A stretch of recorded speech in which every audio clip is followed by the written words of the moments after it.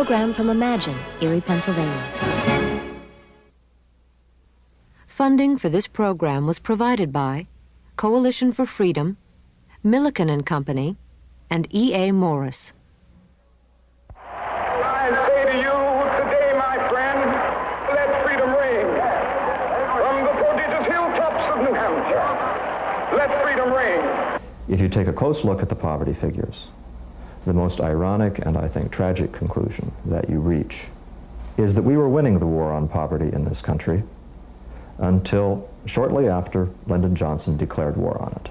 From the mighty mountains of New York, let freedom ring from the heightening Alleghenies of Pennsylvania. Labor unions have used their power over the years to support policies and programs here in Washington that have the effect of excluding blacks. Let freedom ring from every hill and molehill of Mississippi, from every mountainside. Some 55% of all black children in America are now born out of wedlock. Free at last! Free at last! Thank God Almighty! We are free at last! 1963, a time of incredible optimism for black people. The civil rights movement was about to achieve its greatest triumphs. A great war on poverty had been declared. But something went wrong. They say the road to hell is paved with good intentions. This might be that road. It's covered thick with good intentions. In the mid-1960s and throughout the 70s and early 80s, federal and state governments poured immense energy and well over $1 trillion into the task of relieving poverty and promoting equality. The result, a complete failure. For many blacks at the lower end of the economic spectrum, the future looks more hopeless today than it did 20 years ago. More black teenagers and young adults are unemployed. More black families depend on welfare. Fewer black children are getting a decent education. In some inner cities, more than 70% of black babies are born out of wedlock. More black youngsters commit crimes. More black people are victims of crimes. My name is Dr. Walter Williams, and I'm an economist. I have spent much of my life studying the causes of poverty. I broke out of the North Philadelphia ghetto nearly 30 years ago, and so did most of my friends. But today, fewer young blacks are escaping places like this. I want to spend the next 30 minutes exploring the reasons why. For believe it or not, to a considerable extent, the government is the culprit. It is the government with its hundreds of billions of dollars. It is the government with its thousands of programs. It is the government with its endless good intentions. Freedom, freedom, freedom, freedom, freedom, freedom. Government anti-poverty programs have often ended up locking people into poverty. To see how, let's begin where everybody begins, in school. This is the first place I ever did that, Benjamin Franklin High School in North Philly. Franklin was mostly black when I was a student here in 1954. It has always had its problems financially and academically. But I got a solid education here, and so did my classmates. Most of my classmates read at or above grade level. They came to school, they did their homework, and they behaved. But as in most schools all over America, things at Franklin got worse in the 60s and 70s. Test scores plummeted. Many Franklin students do work far below high school level. More students get diplomas, but those diplomas are worth less. And discipline got so bad that at Franklin, as in most nearby schools, security guards patrol the hallways. In the early 1960s, the federal government was putting less than $1 billion a year into elementary and secondary education. Since 1964, federal spending on elementary secondary schools has gone up more than 900%. And during that very period, education has gone downhill by every conceivable objective measurement of real academic performance. The 1960s were a time of great hope for public education. Not only was federal money coming in, most black people believed that integration and the civil rights movement would put black parents in greater control of their children's education. It didn't work out that way. 20 years ago, more than half of every dollar spent on education went to classroom teachers. But today, the fastest growth area in education is administrators, researchers, consultants, people who often don't even set foot in a classroom, and who are now spending less than 40 cents out of every dollar on classroom teachers. There's a parasitic structure that has come into being that has nothing to do with the interaction between teacher and child in the classroom. Can we really blame government for the nationwide decline in education? Can't we blame the Vietnam War, or the turmoil of the 60s, or lingering discrimination? Unfortunately not. While public schools are falling apart, non-public schools are maintaining their standards. Schools like this one, Ivy Leaf of Philadelphia, just a few miles from Benjamin Franklin. Ivy Leaf spends far less in educating their children, yet 80% of their children score higher than the national norm on standardized reading and math tests. When my daughter was in the public schools, my husband and I felt that she was not being challenged enough. So we took her out and put her in Ivy Leaf, and we're very happy, and she's very happy, because not only is she making good grades, she also has self-confidence, and she's showing some leadership qualities. Within the last 2 years, the National Center for Neighborhood Enterprise has been working on a study trying to identify where the independent schools, especially those schools that catered primarily to minority students. We found a great number that were stable, successful in producing achieving students. Independent schools are doing a much better job than public schools on the average. Public schools are bad for black people today for the same reasons they were bad 30 years ago under segregation. Black parents did not control the public schools then, and black parents do not control the public schools today. Some people have been fighting to give parents that control. A few years ago here in Washington, D.C., proponents of the tuition tax credit bill worked hard to push forth this initiative, which would simply allow, in the city, poor parents to have freedom of choice for their kids to attend the school of their choice, whether it's a public or non-public school. They simply wanted to make sure that their kids got a quality education. Now, this tuition tax credit scheme is nothing more than a device through which the individual parent would receive a tax credit on their income tax by taking that money allowed by the public education system. Now, it was soundly defeated here in Washington, D.C., simply because the education establishment vehemently opposed it, because they did not want the inner city parents to have freedom of choice. Many of the politicians who got involved in this fight against tuition tax credits actually have their kids in non-public schools, in exclusive private schools, if you will. And it's an absolute tragedy. Tuition tax credits wouldn't provide a utopia, but they would give poor parents the power to choose a school like Ivy Leaf, rather than see their children condemned to a third-rate public school. As long as they have the best for their kids, they simply don't care about the others. So what happens to kids who leave third-rate public schools for the job market? They run into yet another government-imposed roadblock, the minimum wage. I used to work in a store like this. I didn't eat a ladder back then either. I was 15 at the time, but I've been working since I was 10. As a shoe shine boy, dishwasher, fruit picker, and other odd jobs. But I wasn't the exception. My whole crowd worked. Back in those days, just about any kid who looked for a job could find one. Today, in ghettos like I grew up in, 70% of black children who look for jobs cannot find them. That's a shame, because a first job means much more than pocket change. It's a chance for a start, maybe in a store like this. Most of the kids that you give jobs to, they hold them for a long period of time here, you know, and I wish I could give more kids jobs, because I have kids constantly coming up to me asking me for jobs, you know, and I can't give them the jobs that I wish I could give them. For a small employer to hire a young, inexperienced worker is a risk. The grocer who hired me could afford that risk. I only earned $1 an hour, but that's all I was worth. I didn't have any experience or skills. Today, with an effective minimum wage of nearly $4 an hour, the risk of hiring a young, inexperienced worker may be too expensive to take. If there were a lower minimum wage, I could hire maybe 2 or 3 more. The minimum wage law is a perfect example of the pattern afflicting poor black people today. The government, in an attempt to protect poor people, often creates new obstacles for them. In the 1950s, the minimum wage was only $1 an hour.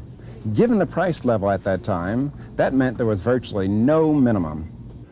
Starting in 1961, Congress began to push the minimum wage higher. In effect, the law forced teenagers to ask for more than they were worth.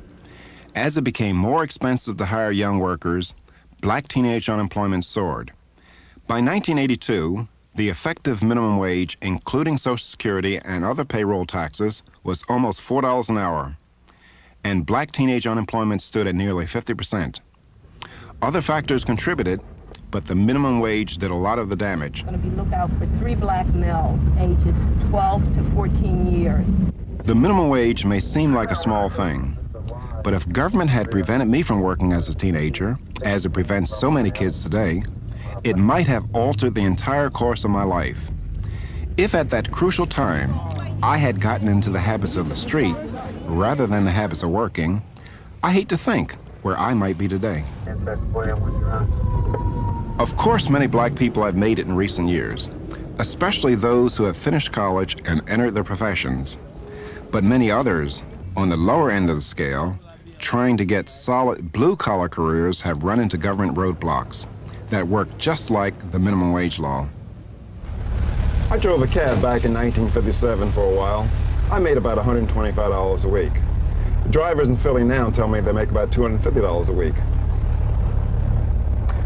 If they own their own cabs, they can make almost twice as much and be in business for themselves. But what stops them?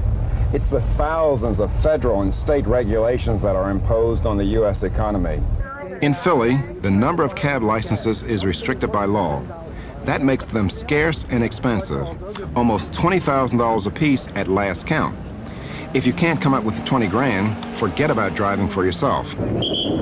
In Washington, D.C., you can get a cab license for less than $50. As a result, 90% of the D.C. cabbies own their own cabs, compared to less than 50% in Philly. Fares are lower, the drivers keep more, and of course, more people can get work as drivers. If a cab driver had to pay $20,000 for a cab here, the poor cab drivers couldn't drive a cab. There are 10,000 cabs in D.C. Over 70% are owned by blacks. In New York and Philadelphia, blacks own less than 20% of the cabs. Government licensing closes the door to economic opportunity. Nearly 1,000 occupations in the United States exclude people who do not have licenses. Sometimes the licenses cost money. Sometimes they require the applicant to pass complicated tests that have little to do with the job. Sometimes getting a license requires a friend in the business. All those licensing laws do just one thing: keep outsiders out. Those outsiders are often members of minority groups. Back during the 30s and 40s, there were practices that were rampant in the South, particularly in the former slaveholding states, where blacks were specifically excluded by predominantly white unions. Example, electricians' unions, plumbers' unions, railroad firemen unions, and at that time, the records of history will demonstrate that it was the purpose of white unions to exclude blacks, minorities in general, from the workplace. In fact, there were statements specifically made in connection with occupational licensing regulations that if this law is successful, it will have the effect of reducing to a minimum the involvement of blacks, or Negroes as they were called then, in the workplace. This is the Mount Zion United Methodist Church in Washington, D.C. Back in 1880, when Washington was still a segregated city, this beautiful building was built by black artisans, black plumbers, carpenters, and masons. And mind you, all working under black supervision. So are many other important public buildings in this city and in cities throughout the South. Today, that sounds remarkable. Even now, black people have a hard time breaking into the skilled construction trades. The fact is, in the late 1800s, black people were better represented in many of the skilled trades than they are today. Today, such blatant racism is illegal, and many union leaders would like to see more black workers in union jobs.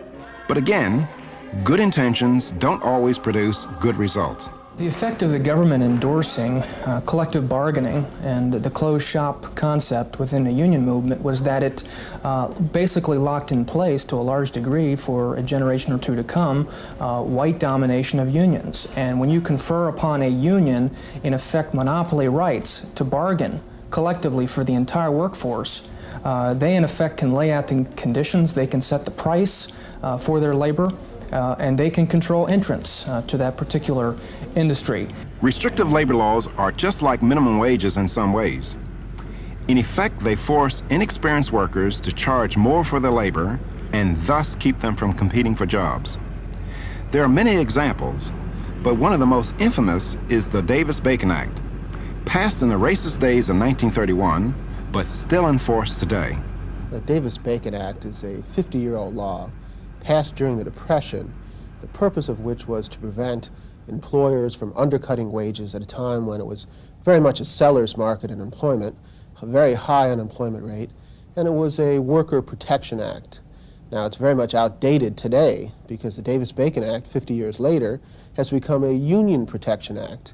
The net effect of the Davis-Bacon Act today is that it favors union construction firms. Most blacks are in non-union construction firms or are independent tradesmen. Davis-Bacon excludes them from most government contracts. Of course, the government also has programs to help black people get jobs. Between 1960 and 1980, the government spent almost $90 billion on job training and jobs programs. 30 million people went through those programs. The result, unemployment among the targeted groups went up, not down. Good intentions just don't cut it. It is morally outrageous for government to be cutting off the ambitions of those trying to climb the middle rungs of the economic ladder, whether as cab drivers, construction workers, masons, or manicurists. After all, hope is the most important thing that people can have. But what good is hope when people try to break out of poverty just to find that the rules of the game are stacked against them? And where do people end up after the government denies them chances for a decent education or a decent job? In the clutches of the worst government roadblock of them all, the dependency of the welfare system. This is where we lived, the Richard Allen Project of North Philadelphia. My father deserted us when I was 3, so occasionally my mother had to take welfare. But she didn't like it, so she took work as a domestic servant whenever she could. Back then, welfare wasn't a way of life. My mother only received $25 a week. Almost any job paid more than that. So even if she wanted to stay on welfare, she had very little incentive to do so. The changes in welfare benefits during the 1960s were quite large. If you take the case of a woman going on AFDC in a typical industrial state, I'll take Pennsylvania as an example. In 1960, she would have gotten about $23, which in 1980 purchasing power was about $63. By 1970, she could have gotten benefits conservatively estimated, not tapping all of the possible sources of support, but a minimal package that would amount to about $134 in 1980 purchasing power. By way of comparison, a minimum wage job in 1960 only paid $111 in 1980 purchasing power. In other words, in 1970, the AFDC plus other forms of benefits were providing purchasing power somewhat greater than you could make by working 40 hours a week at a minimum wage job only 10 years earlier. I came from a broken home, but in my day that was unusual. Black families were almost as stable as white families. The black family did not start falling apart until the 1960s, as more blacks were lured into the welfare culture. And this came in two ways. One way was that prevented the formation of families, that is, fostered illegitimacy. And it's easy to understand how this happened. Just imagine that you're a 16-year-old girl in some ghetto apartment. You scarcely know your father. He occasionally visits. Perhaps he's drunk a lot of the time. He doesn't have a job. Your mother is under terrible stress trying to discipline her boys who are often out in the streets in gangs. The neighborhood is rife with crime. Within the household itself, there are serious tensions between you and your mother. It's just a very difficult and trying way of life. And the government, however, offers a deal to this 16-year-old girl. It says you can leave all this.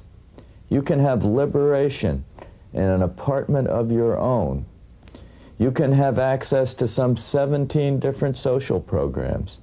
You can have free medical care, free legal assistance if you need it. You can have several $100s a month free, all on one condition. And that one condition is that you have an illegitimate child. And this isn't a racial problem. It's nothing to do with blacks as a race. Indeed, in Sweden, where they have an even more ample welfare state, 40% of all Swedish children are born out of wedlock. In my day, no able-bodied adult male could receive welfare or even live in a household that received welfare. We were lucky. There was no way we could be sucked into the welfare trap. When you talk about young men getting into the working market, labor force during the 1960s, I think one of the saddest stories is that they were told not to do those things which were eventually going to bring them out of poverty permanently. Which is to say that a young man, before the advent of a lot of these changes, not only had to hang on to that, in quotes, dead-end job. By hanging on to it, he was also establishing a record as a reliable worker, and as time went on, he had more and more chances to establish a more secure job and get a better income.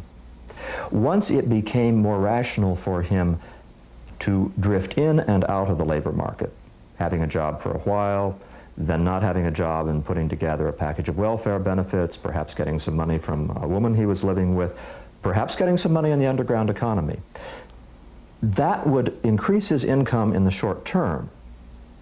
But when he got to be 23, 24 years old, he had already labeled himself, in his own eyes and in the eyes of the labor market, as an unreliable worker who is qualified only for the worst possible jobs. In other words, the welfare state tells you that you're optional, that all your struggles, all your labors in the workforce are unnecessary, that, as a matter of fact, that you can support your wife and children best by leaving them.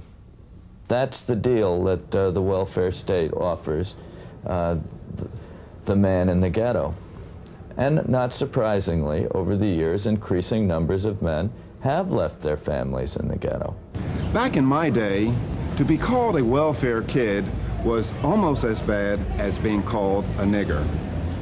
But because of so-called welfare reforms, many of the kids who live here know nothing else.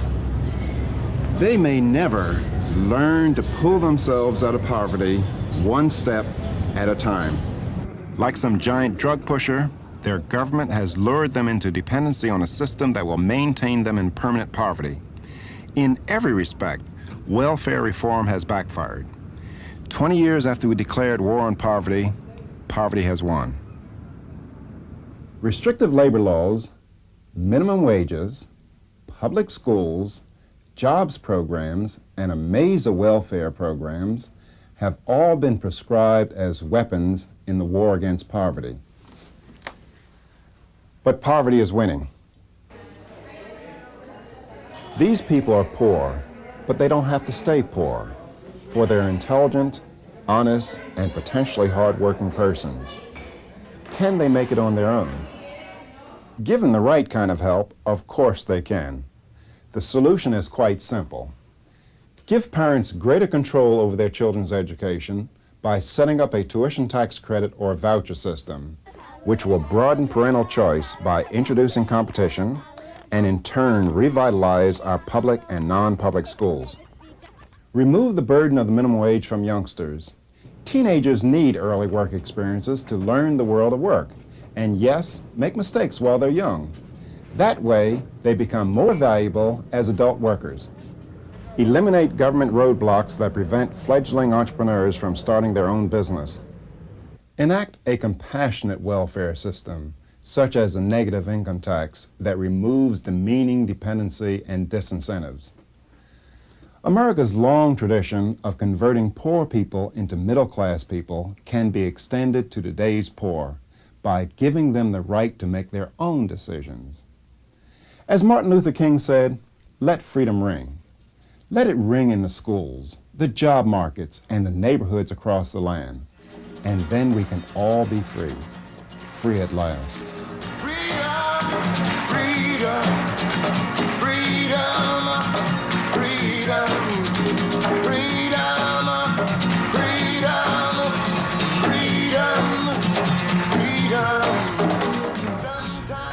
Sat right there, dog helped scratching on the door to be let in.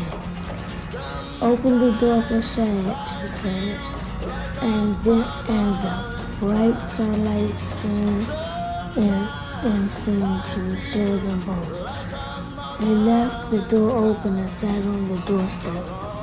There was a familiar view, the meadow, the early sun coming over the trees, the glint of the pond, the day began. Pa wouldn't. Good Intentions was produced by Imagine Incorporated, which is solely responsible for its content.